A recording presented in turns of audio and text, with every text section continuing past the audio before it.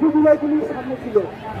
ঠিক আছে, আপনারা সবাই, ও হয়তো ছোট মানুষ, কিছুও বলতে পারে না, তো আপনারা ওর কথাগুলো শুনবেন।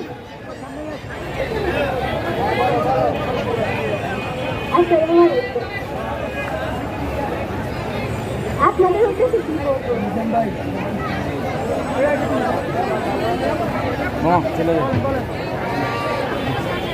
আমরা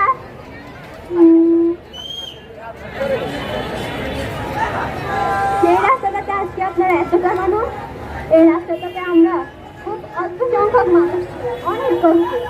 ভাইয়েরা সকালবেলা থেকে না খেয়ে বের হচ্ছে, এই সেই ভাইয়াকে দেখতেছে, উনি সেই সকালবেলা না খেয়ে বের হচ্ছে।